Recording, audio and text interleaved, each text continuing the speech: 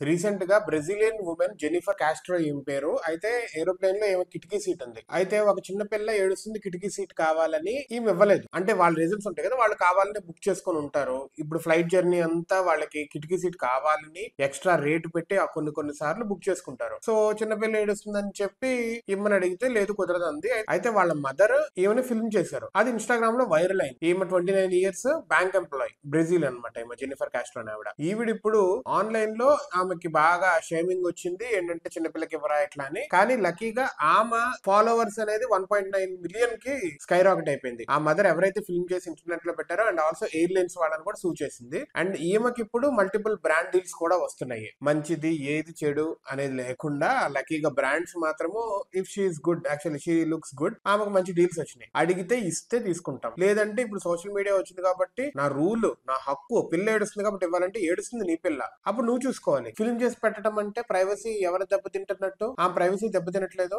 ఆమెకి ఎలా ఉంటది? ఫోన్లు వచ్చినాయి, ఇంటర్నెట్ ఉంది, ఇన్స్టాగ్రామ్ ఉంది, యూట్యూబ్ ఉంది అని చెప్పి తీసేయటం, పెట్టేయటం, ఎవరికి నచ్చినట్టు వాడికి. ఎవరికి వాడు చిన్నపిల్ల ఉంటే ఇవ్వాలంటే ఎందుకు ఇవ్వాలి? మానవతా దృక్పథంతో ఇస్తే ఇస్తారు. ఒక 10 hours 15 hours ఫ్లైట్ అనుకోండి, ఎలా ఇస్తారు? మెడల్ పట్టేవి వాళ్ళకి కావాలనుకుంటా, కావాలని ఎక్స్ట్రా పెట్టి బుక్ చేసుకుంటారు. అలాంటప్పుడు ఎలా ఇస్తారు? అది ఆమె ఇప్పుడు సూ చేసిందంటే ఎంత సూ చేస్తుందో, పరువు నష్టం అని చెప్పి ఎంత ఇస్తుందో. వాళ్ళు ఒకవేళ పేదోళ్ళు అనుకోండి, అడక్క తింటారు. So be careful before you post anything on internet.